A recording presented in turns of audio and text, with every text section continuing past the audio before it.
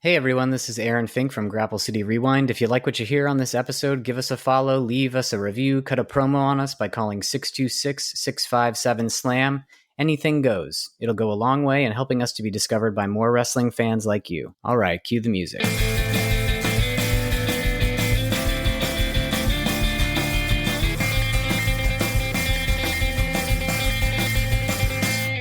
Hello and welcome to Grapple City Rewind, taking you all the way back to the iconic pay-per-views that shaped wrestling history. Today, we are rewinding to August 2nd, 1998, when ECW lit up the Hera Arena in Dayton, Ohio for Heatwave 98. Of course, being ECW, it was a night of many broken tables, insane dives, chair shots just straight to the heads, and promos so raw and raunchy they'd never make it on the air today. This was ECW's first live pay-per-view in Dayton. It was one of their most talked about shows. There's plenty of controversy and carnage to discuss later. We'll get into every match, every botch, every chant, and the moments that cemented this card as ECW legend. I'm Bradley Palermo, here as always with Aaron Fink. And Aaron, before we get into the rewind today, did you watch Clash in Paris yesterday? I did, yes. It was aight. Yeah. I guess. I don't know. The crowd made it more fun than I think it actually was. You know, when you look at the card, you're like, meh, not great. I liked Cena versus Logan Paul. Yeah. Thought that was pretty good. Honestly, that was the only really good match. I feel like every match besides that was just okay to not good. Like, man, Nikki Bella and Becky Lynch was pretty disappointing. And I don't want to talk shit about Nikki Bella, but like, she's out of practice. Right. And it became very clear in that match. I feel like Becky is pretty solid, but disappointing match. Roman versus Bronson Reed was okay. You know, again, the crowd was like excited, but overall, I'd probably give it like a C plus.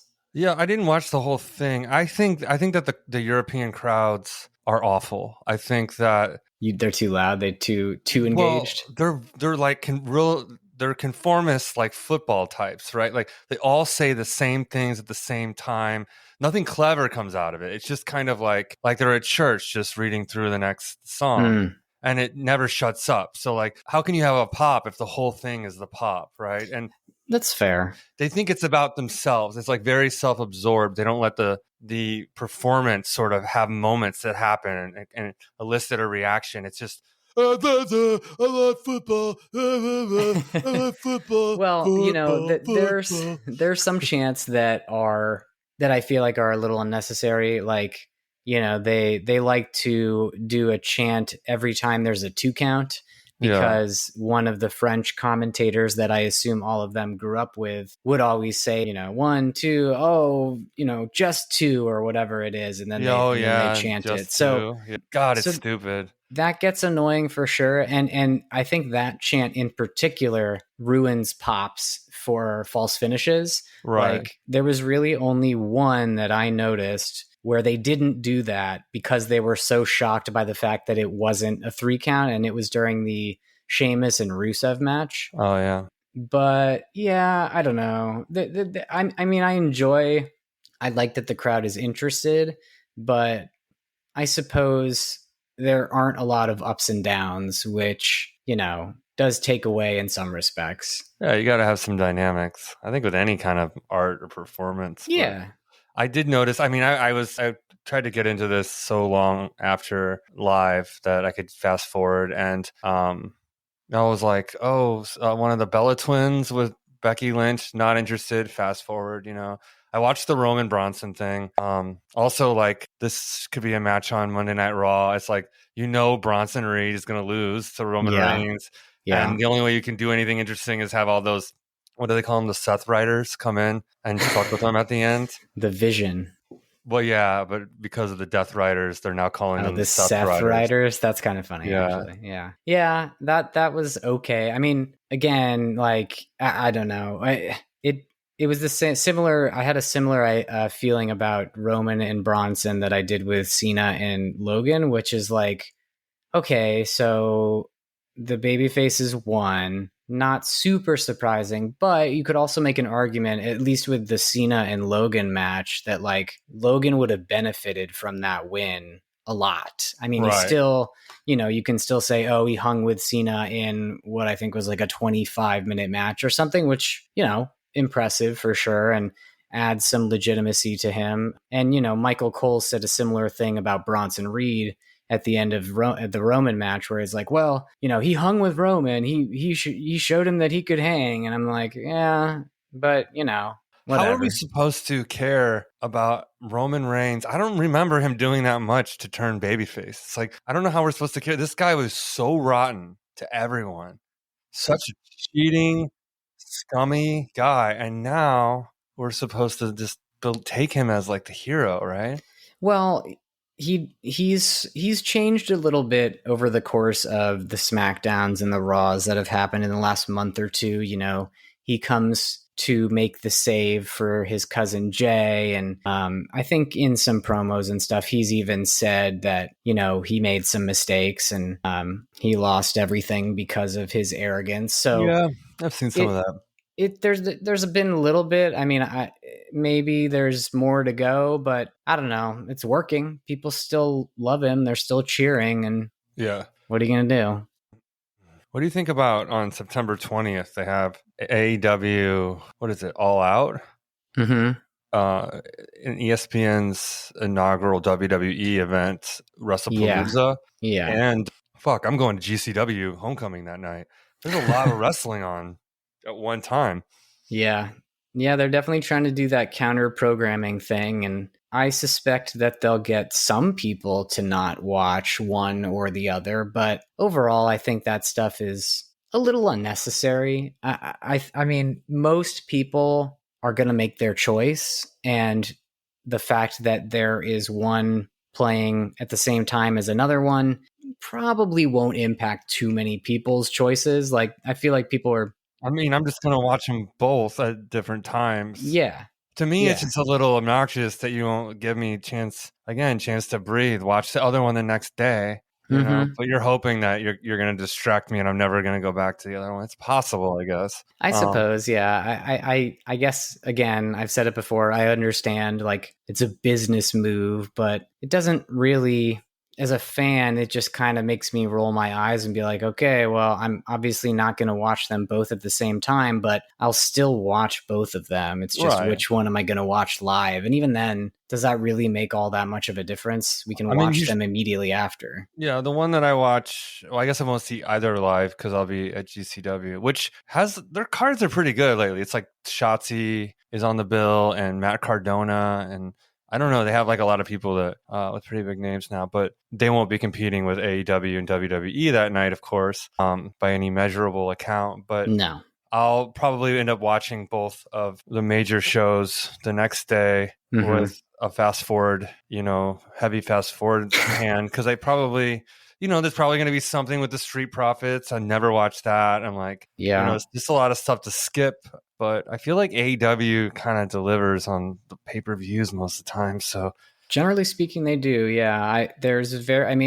Forbidden Door a few weeks ago to me was just okay. It was like the first AEW pay-per-view in a while where I was like, meh, some of these matches were pretty good, but I think it was probably either a 50-50 split of stuff I liked and stuff I didn't really care for, or maybe leaning a little bit more towards the stuff I didn't care for, which doesn't happen with AEW very often. Yeah, I think I don't know. Maybe it changes. It definitely waxes and wanes. There's times where I swear off AEW. There's times where I swear off WWE. But right now I'm feeling like WWE is kind of not really keeping and holding my interest. Yep. And AEW, I'm like, yeah, they kind of have still a little bit more of that like adult oriented, like bloody crazy stuff, which is more interesting than what the Disney-fied stuff is doing for me right now.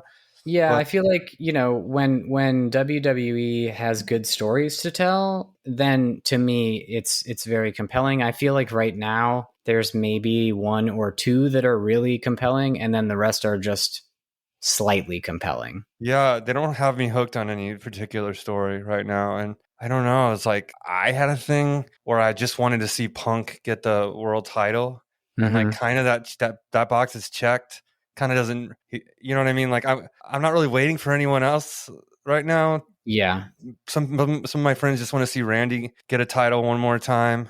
You know, I could take it or leave it, but I'd be down for that. I don't know. It's like, or before we had years of just wanting to see Cody get there. But this Seth Rollins group, I don't know, all the Samoans and their deal with each other. It's like, I don't know. Something's just not like catching fire for me at the moment. But all it takes is a couple good Raws, and everything could change quickly. Mm-hmm. Yeah, it's a waiting game. Maybe Chris Jericho will come back and save it, you know? I will see about that. I mean, the rumor is that he's coming back and he's going to be in the Royal Rumble in January, so I'm sure he'll get a big reaction for that. But I don't think he's not gonna do shit, honestly. I put him in a couple of dream matches a couple times a year. That's all you'd really want him for, right? I mean, we'll be back after a quick break.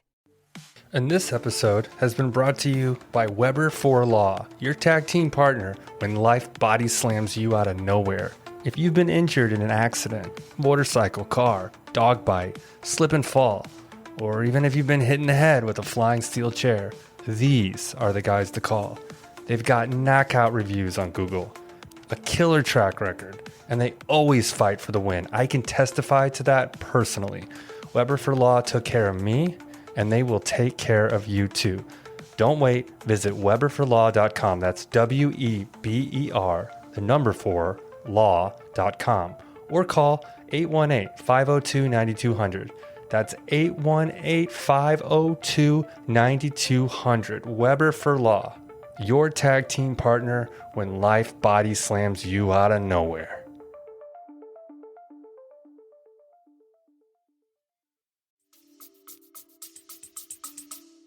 Yeah, I don't know. I just feel like there's more middling stuff in WWE right now than there is good stuff. There's stuff that I'm either only very slightly interested in or I'm not really that interested in. And, you know, I think once they do something with Bayley beyond these weird promos where she's got 2 other personalities talking to her at the same time, that might be interesting. Probably Becky versus Bayley. And I am curious what happens with Punk next. I mean, we always love Punk. But yeah, there's just not a lot going on right now. I've been enjoying Cena.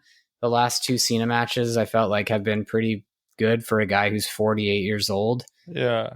I was kind of looking at him like during that Logan Paul match, like it doesn't seem like you don't have more left. Yeah. But I guess you go out when you can still do it like this. That's something to be proud of. But yeah. And now it's time for the rewind. Alrighty, so this is ECW Heatwave 1998. As Brad mentioned earlier, this was on August 2nd, 1998. This was a crowd of 4,400 people. Small but mighty, I would say. And I'll just say in general, I enjoyed this quite a bit. I felt like in comparison to the other ECW pay-per-view that we watched, not One Night Stand, but Barely Legal 1997, this was much more my speed. We had Joey Styles on commentary with the ECW champion Shane Douglas, who was accompanied by Francine in a very, very skimpy bikini. And I think that was the first show your tits chant. It was like the first chant of the pay-per-view. So hilarious. And we got into our first match, which was Just Incredible versus Jerry Lynn. I thought this was, the one thing you can say about ECW, and I guess what WCW stole from them, is they know how to start with a hot, good wrestling match where the crowd is interested. Holy shit.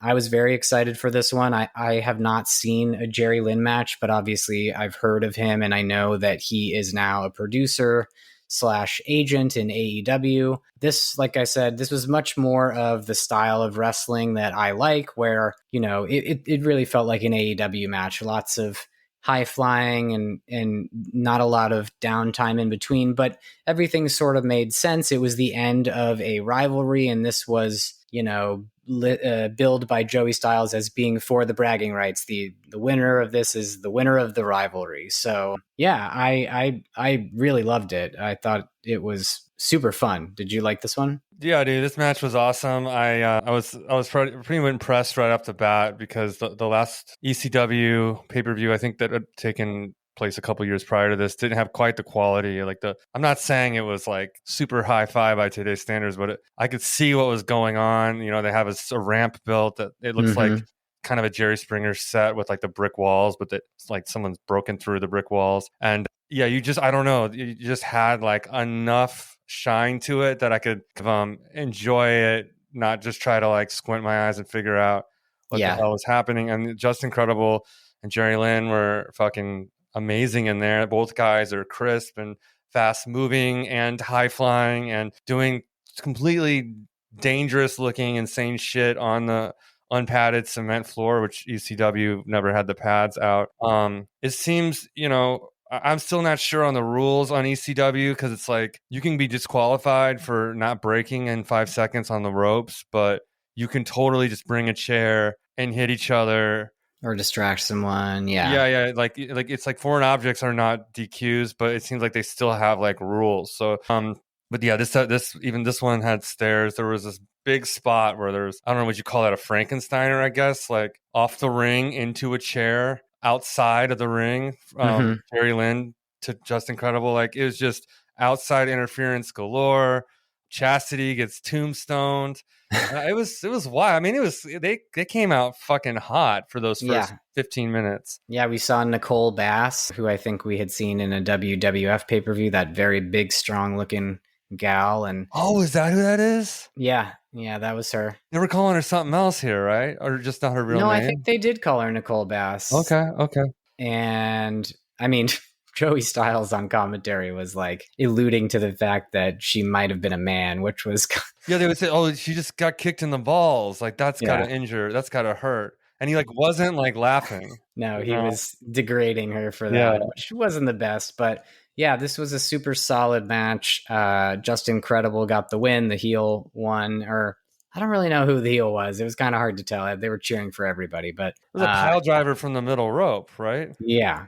This shit was crazy, man. I mean, it held up right away. I was like, all right, I'm feeling good about this. Yeah. It was a solid first match. And then the next match was super solid too. It was Lance Storm versus Chris Candido. And this is another super solid match with a lot of technical wrestling, but a lot of crazy shit too. And I don't think I had watched very many Chris Candido matches. Obviously, again, know about him and knew about him dying very early on in his life. I didn't know that he was dating Tammy Lynn Sitch, who we've talked about before. Funny. Yeah, Sunny from the WWF. I guess they were high school sweethearts or something. So there's a Dark Side of the Ring episode about Chris Candido, and him and Tammy like went through all the ranks together in like wrestling, and she would fuck around on him with like Shawn Michaels and stuff. Yeah. And that's all in there. It's all like been admitted and stuff like that. So like so there's a lot of drama there because they have like a long-term relationship, but other guys in the locker room would date her. And I don't remember exactly all the things about their tumultuous relationship, but I think it was a pretty big part of the Dark Side. Yeah, I remember it vaguely. I think I watched that one. There were, again, some super gnarly moves in this match. I wrote down Lance Storm. So, like, I think Lance Storm gave Candido a suplex over the ropes. Lance Storm was on the apron, and he suplexed him onto the floor, and Candido landed, like, really rough. And then pretty soon after that, Lance Storm did a springboard plancha off the top rope over the guardrail into the crowd where Candido was. That was also insane. Yeah, I mean, the moves are crazy. And then at one point, there's just like powder everywhere. The ref it's a powder in the eyes, ref bump. Yep. Tammy gave him Candido some powder. And yeah, you got powder on Storm, powder on the ref. The ref ripped Tammy's top off, and she had to hide her boobs, and the crowd was like, "Oh, boobies!" You know, super excited. Bunch of ravenous white male marks. Dude, their fucking signs in the audience and stuff are just like, your mom's a slut. Like that. It's like, that's like the extent of it. Like literally there was a sign that said that. Yeah, there was a got porn sign. Yeah. There were some RVD 420 signs, which it's fine. Candido had a crazy finisher, dude. It was like a power bomb from the top rope. I forget he had a name for it. I forgot what they called it. But Blonde bombshell. yeah, dude, that shit was wild. Yeah, what a crazy match. Yeah, I can see now why ECW was influential, popular. Yeah.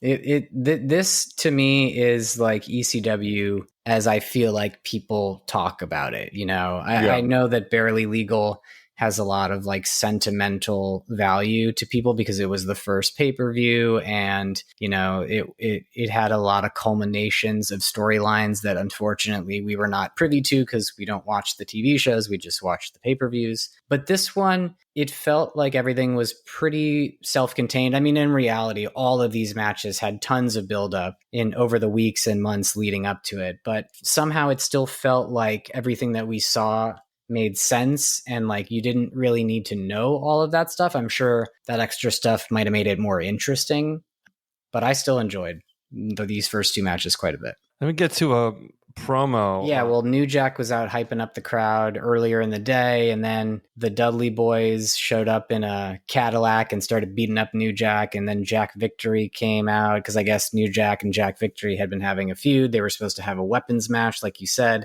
and because they basically assaulted New Jack in the parking lot, Joey Styles was like, well, I'm sorry to have to tell you that the weapons match was canceled. Have you ever played WWE 2K25 with New Jack and in a non-disqualification match? Not yet. You've heard about it though? No, I know that he's in the game and they added him recently, but I haven't played with him or heard about what happens. So if you play with him, don't play a regular match. You got to play Extreme Rules or regular one-on-one and turn off DQ. Because he brings out the shopping cart? Yes, because he brings out, I think it's a trash can full of weapons that normally aren't in the game. Oh, that's fun. And the music plays the entire match because that's great. For those of you that don't know, when New Jack matches happened, his theme song continued to loop the entire time, which is like the only wrestler that really does that. It's kind of cool though. I mean, it makes it kind of like a music video. Yeah. Well, and AEW tried to do it. So I did that last night for the first time, and I was like, I'm kind of getting tired. I did New Jack versus Mick Foley in an Extreme Rules match. And then New Jack, I had Shaquille O'Neal as my manager, and Mick Foley had Dusty Rhodes as his manager. Oh my gosh! And I was out there just fucking, the music's playing. You got the hockey sticks and shit. It was great, man. Yeah, it sounds like it was fun. So I was hoping that this wasn't true, that the New Jack Victory match was canceled, because I just wanted to see New Jack. I guess we'll find out later. But RVD and Sabu had a promo with Bill Alfonso, the fucking whistle tip guy. Yeah, oh, man. Mr. Whistler. Oh, Mr. fucking Whistler. But yeah, we're gonna see Rob Van Dam and Sabu tag together in this thing. So I was getting hyped for that. But the next match was actually Mike Awesome versus Masato Tanaka, if I said that correct. You did, yeah. Wow. Another super solid match. And, I'm sure you remember this. We saw this match 7 years in the future at ECW One Night Stand 2005. This was the crazy match. And it was kind of similar to this one. I would say this one was pretty much on par with the One Night Stand match. Maybe I give the edge to the One Night Stand match just a little bit because of the production and the crowd and, all that stuff. But man, Mike Awesome, for like a 6'6", 300-pound dude, he moves so well. He does like suicide dives to the outside. He's 300 fucking pounds. Jumps off the top rope, jumps over the rope from the apron, just a lot of things that you would never expect a guy his size to do. And I mean, again, similar to the One Night Stand match, Masato Tanaka takes these insane chair shots to the head.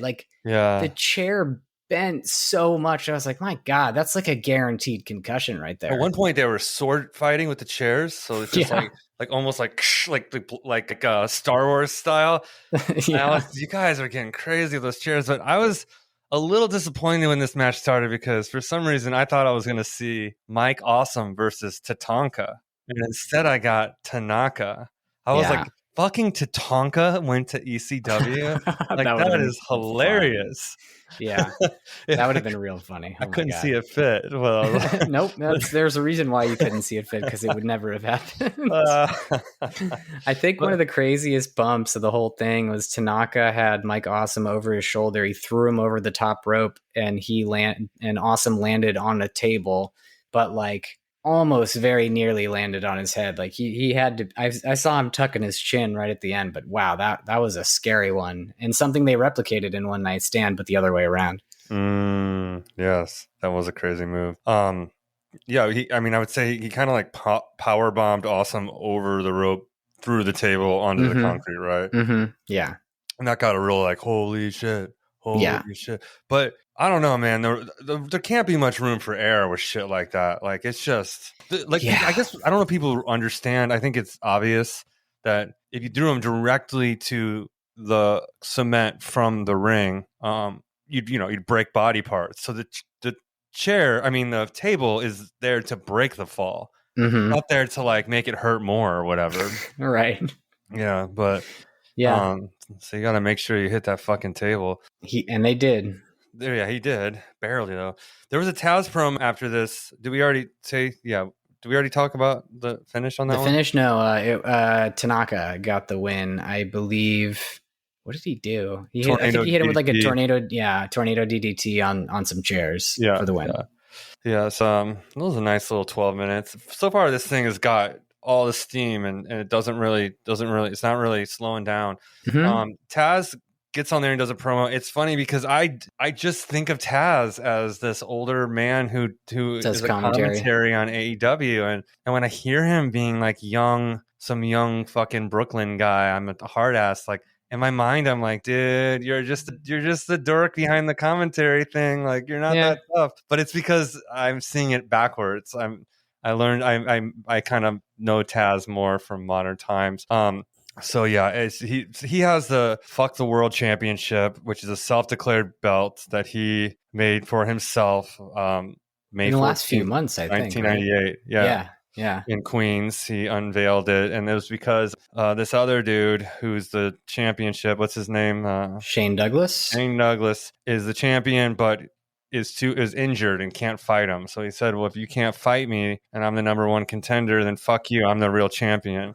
Yeah. And so he decides to carry his own belt around and defend it, which is... And it still exists actually they retired it now, but it was prominently featured in AEW for several years. Yeah, his son, Hook. Yeah. Hook had it for a while. I think Jungle Boy maybe had it for a minute. Ricky Starks had it for a minute. Yeah. I mean, it was, it was kind of silly, even in AEW, just because it was like, well, he's the FTW champion, but it's not recognized by any wrestling association. It's like, well, then why are you using it? Like, I don't know. You're just delegitimizing it. How do the belts change hands? And it seems like, well, we'll get into this later, but there is an FTW championship match on this bill. And I wonder what the rules are. It seems like that's false count anywhere when it's FTW, right? I don't know if it's always, but certainly for that match it was. All right. So after that Taz promo, we had another promo with the Dudleys, good old Bubba Ray talking some smack. I guess he had put Beulah through a table with Devon a few weeks prior. Beulah McGillicuddy being Tommy's on-screen romance, who I think he's now married to and has kids with. So yeah, all the Dudleys were gathered around, and Joel Gertner, our old pal, gave a little bit of an intro. Bubba did some talking. Devon yelled "testify," and then we got out of there. Bubba had an interesting line. He said to Tommy Dreamer, or to the television at Tommy Dreamer, you can give your soul to Jesus, but your ass belongs to the Dudley Boys. I thought that was really something. Yeah, they're talking about crucifying him, and Oh yeah. all that good stuff. Yeah, and Dudley's doing what they do best in ECW, which is just talking shit and getting heat, which we will see later for like 10 minutes or something. Oh yeah. So yeah. After the Dudley promo, we got the tag team championship match, RVD and Sabu versus Hayabusa and Jinsei Shinzaki. Glad I didn't have to say that one. Yes.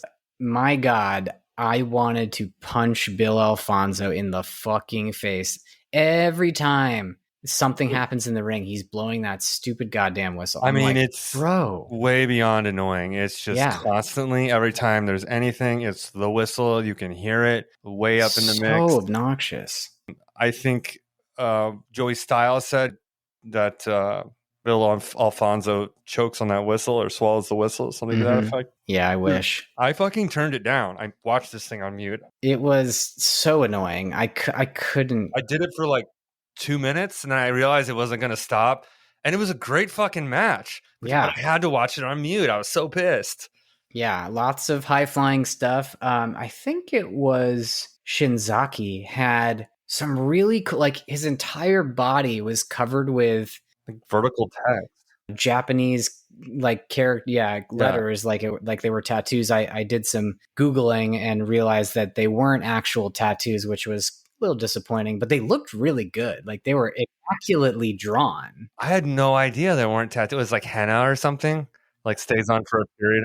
Maybe, I don't know. I'm not sure who did it, if it was him that did it or maybe Hayabusa did it for him, but like they look so good. I was like, man, this guy's intimidating looking. He did kind of look like Raiden from Mortal Kombat when he came out though. And I'm pretty sure I saw a Mortal Kombat sign in the crowd too. It's like vertical text all on his, up and down his body of like whatever sort of Japanese characters, but it's his face, his chest, his shoulders, his arms, his back. It's just completely, all texted. I was like, what does it say? I wonder. But it's probably better for him that he doesn't have to look like. I mean, he's got a bald head and the text all on that. Like, probably doesn't have to go around now at like 60 years old, like just fucking people scared of you all the time and stuff. Kids crying. Didn't pull a Bam Bam and just get actual like Bam Bam tattooing a hairline on his bald head with flames. That still to this day, I'm like, what were you doing, man? That's crazy.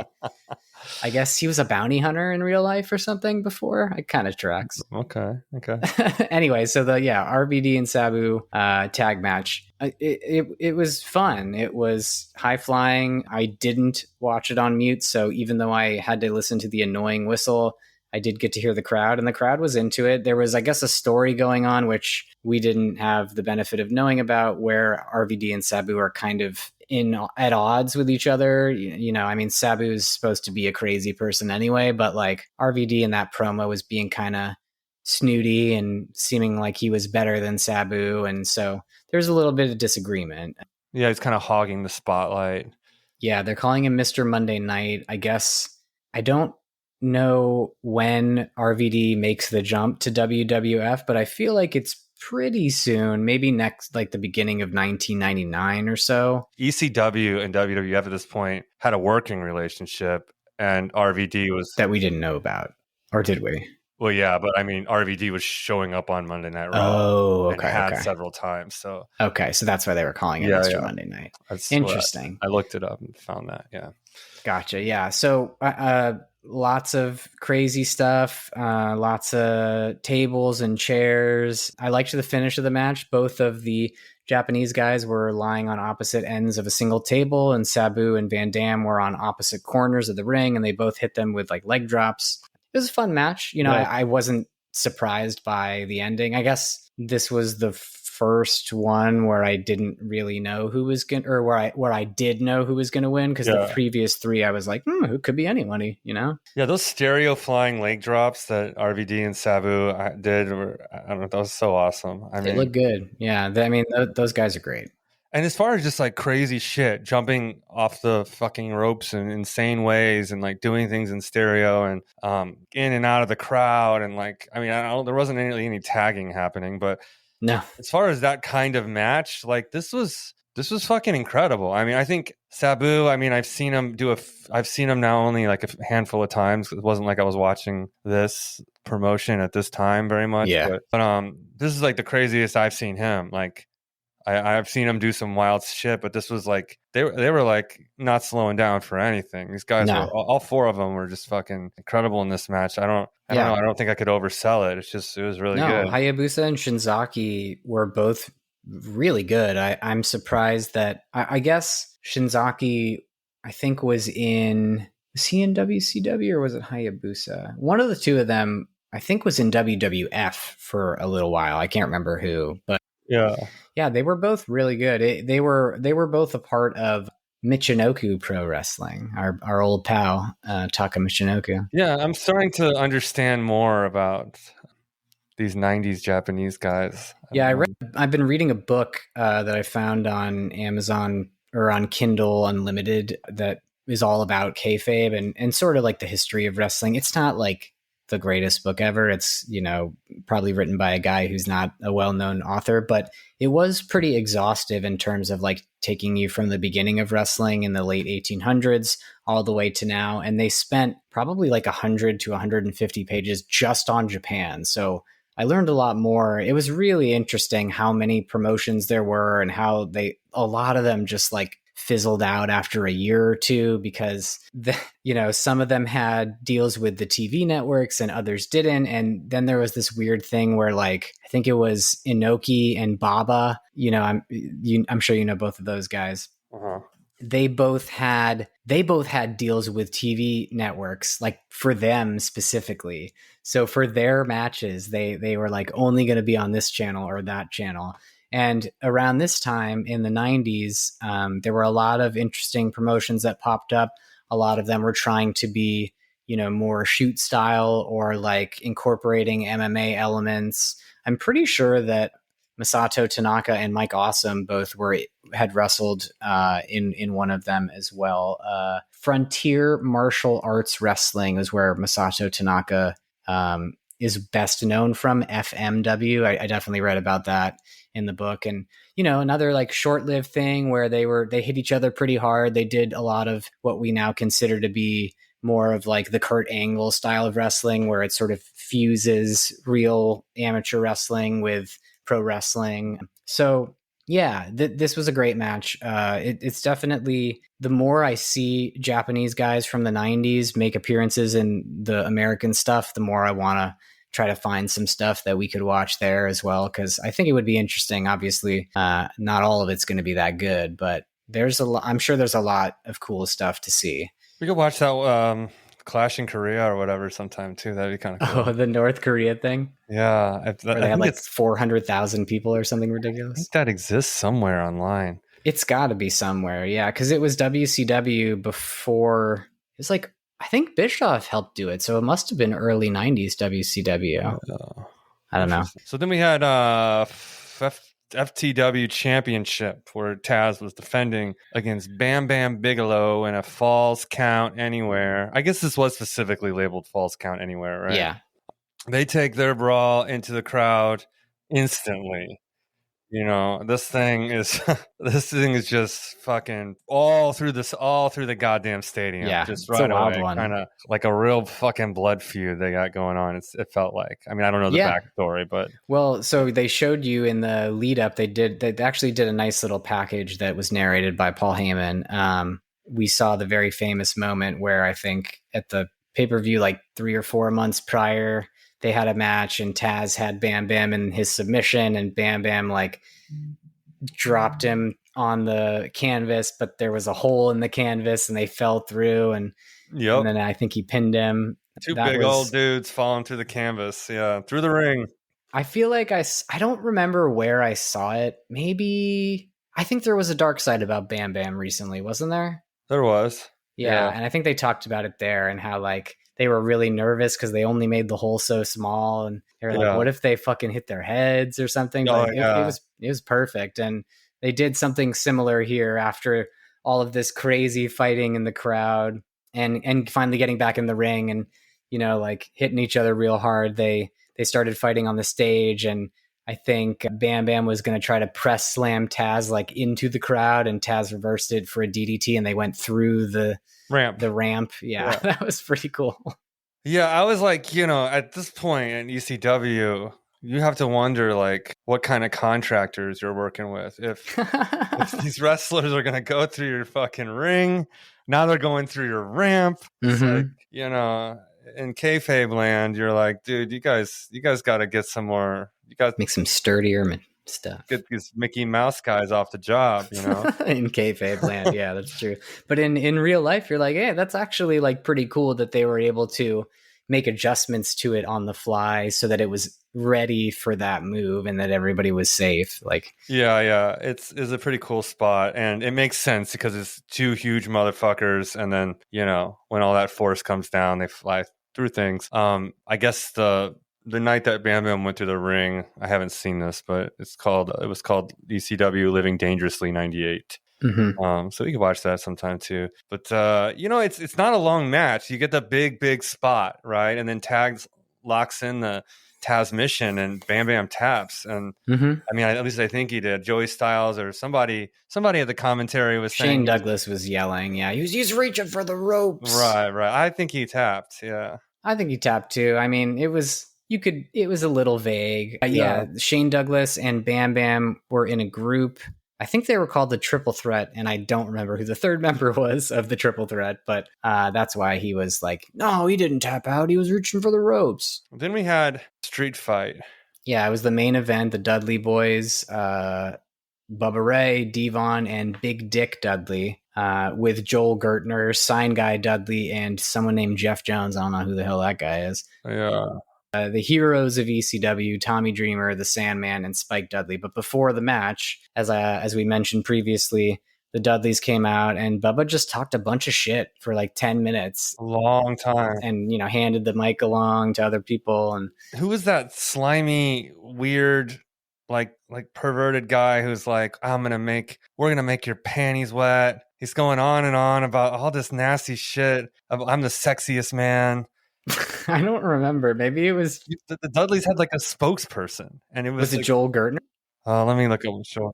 Or it was either Joel Gertner or Jeff Jones, I think, because Sign Guy Dudley just holds up signs.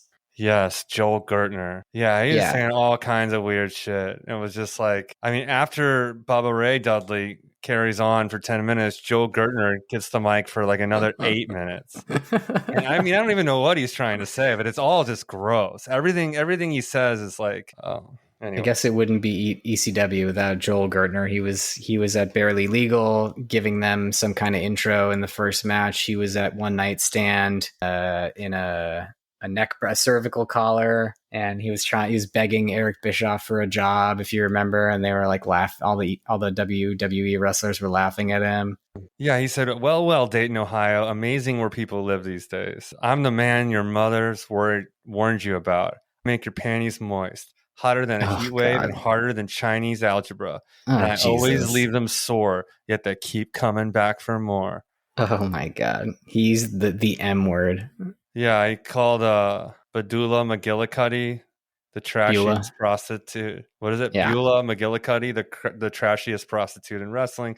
They brought out like a doll of Beulah McGillicuddy, but they called her Beulah McGilla Slutty.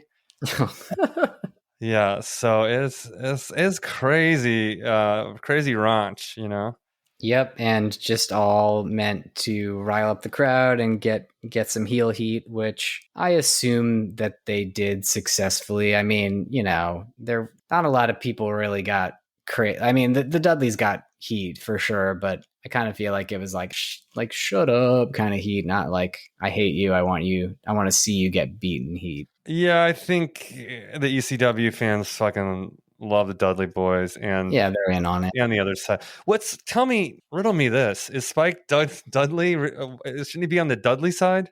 Yeah, I didn't look it up, but I just have to assume that the Dudleys must have betrayed him or kicked him out at some point, and the falling out led him to become a babyface, I suppose. Okay, that's what I assumed, but yeah, okay. I haven't seen anything. I haven't seen the proof of that, but that's got to be what it was. It's gotta just be because he's dressed like the Dudleys and stuff yeah, too, with the sort of overalls and tie-dyed he shirts. was definitely a part of the Dudleys for a while. I feel like I've seen pretty famous clips of him, of like Bubba throwing him at somebody, like press slamming him and throwing at him.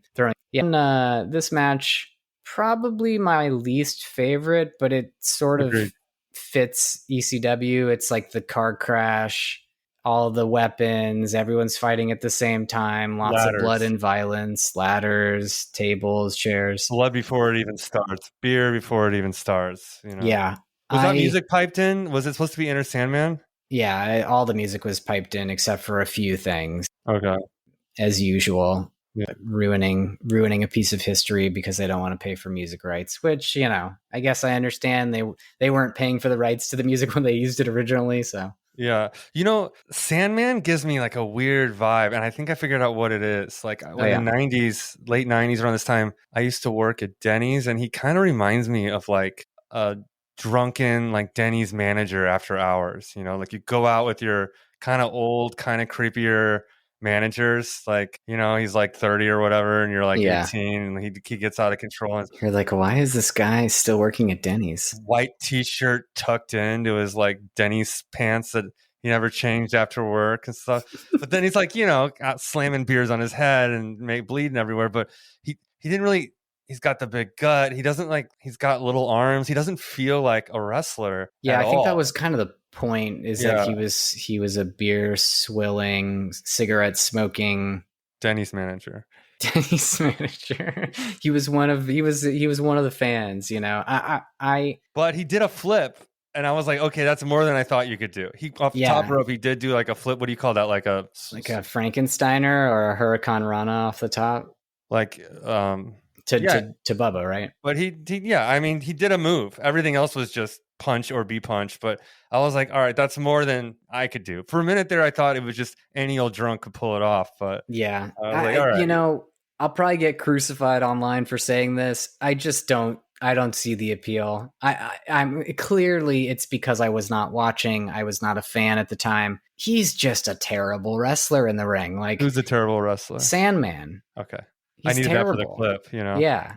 I mean, goddamn, like I get it, right? Like it was counterculture. It was like, oh, he just hits people with fucking kendo sticks and smashes beer cans on his head. It's like a novelty, but to me right now, he's my least favorite of anybody that we've seen on this entire card in terms of like entertaining me in the ring. He did a couple of fun things. He did that move to Bubba. He slammed some people into ladders. He hit people with ladders and chairs and canes and whatever. But I don't know. It's just he's an entrance, and he's quite an entrance. Yes, right. And we don't get to ever experience that entrance on any of these things because they overdub Enter Sandman. If I hope it happens someday. I know he still comes out on the indies and doesn't really wrestle, but he does that entrance, and it'd be cool if I could be at a show where he came out and did that one, because the whole crowd chants Enter Sandman together, and it's really a sight to behold. But it's fun. I mean, one thing I will say about this car crash of a match is like there did seem to be a lot of story and a lot of build up. The pay-per-view Wikipedia page did like explain what had happened prior to this, the story build up. And it seems like these guys had all been feuding for weeks and weeks and weeks back and forth. So there was definitely some precedent in terms of like why they were fighting each other so violently, Yeah. And I like that Bubba and his entrance like called out, he'll fight anyone from the WCW, the WWF, or anyone in this crowd. He did like to say that. Yeah, I was like, damn, you're lucky no one crossed over the rails, because you just asked him to. I mean, I've seen clips of him get up in people's faces. Yeah. Do something, like, and obviously no one's ever going to, because there's security guards right around. So like if they actually did, they'd get knocked the fuck out, and he would probably knock him out too. But It ended with a pinfall by Tommy Dreamer. I think he DDT'd somebody, Bubba, on the ladder, I think. And on the ladder through the table. And I thought that was the end, but after the match, Jack Victory came out and hit Tommy, I think, with a guitar that was loaded with white powder. And then pretty soon after that, here comes New Jack with his shopping cart full of weapons. So we did kind of get to see a little bit of what I assume would have been a similar situation in the New Jack Victory match. Good guys attacking the heels with all kinds of weapons. I'm pretty sure Jack Victory was on the mat, had a stop sign on his chest, and then New Jack slammed a golf club into the stop sign. That probably didn't feel good. Jeez. Especially for the people holding the stop sign. Yes. So should we get into the grapple grade? Let's do it. All right. So for the grapple grade, we have a rating system of fast forward being the lowest, play being pretty good, but not a must watch, and rewind being our top rating. It was fucking awesome, and we suggest you go and see it right away. I think that this thing was all killer, no filler. It's the best thing that I've seen, which isn't a lot, mind you, of ECW. Had the stars I wanted to see, and all the matches were just fucking balls to the wall. So I've got nothing bad to say about it. I mean, maybe I could find a couple moments that were annoying, like the whistle. I don't love Joey Styles on commentary, but I mean, I'm really picking. I'm really struggling to find anything that I didn't love about this. So let's go rewind on it. What you say, Aaron? I say that besides the obvious annoyance that I have as an audio person of all of these great moments being ruined by not allowing us to hear the original music, I agree with you wholeheartedly. This was miles above Barely Legal 97. I feel like it was pretty much what I always felt like the essence of ECW was. So it's a rewind for me. I had a lot of fun. There was never a moment where I wanted to get up and go get something from the kitchen or fast forward. Maybe a little bit of that 15 minutes of the Dudleys talking shit. But other than that, every match was great. It gave me everything I wanted. It made me feel like I was watching an AEW show in 2019. Yeah, it was awesome. Just like all killer. So this was your selection this week. So I guess I should be picking one for the following episode. I'm going to go with something from September of 1996. It's WWF In Your House Mind Games 96. So we have some cool matches. Jake Roberts versus Triple H, Psycho Sid versus Vader, Farouk versus Mark Merrow, a Shawn Michaels versus Mankind match that's supposed to be like career-defining match for those two. Nice. That I've never seen. Undertaker versus Goldust, Mark Henry versus Lawler, Owen Hart and the British Bulldog versus the Smoking Guns. I mean, there's Jim Cornette wrestles in this thing. I mean, this is looks like a really good card. So I'm kind of excited to check it out. Oh yeah, that's called In Your House 10 Mind Games. So we'll watch that, see what we think. If you guys want to call in, let us know what you think about any of these topics we're discussing. You can call 626-657-SLAM. Pick up the phone. That's 626-657-SLAM. You can cut a promo on us, give it to us straight. Tell us what we should watch next. Whatever you want to do, but we're not going to be picking up that phone. We're not going to be answering the phone, so don't worry. Like it's just a fucking voicemail. So you just call, leave your message. We'll plug it right in to the show if we get around to it. Also, if you want to drop us a line on email, we are grapplecitypod@gmail.com.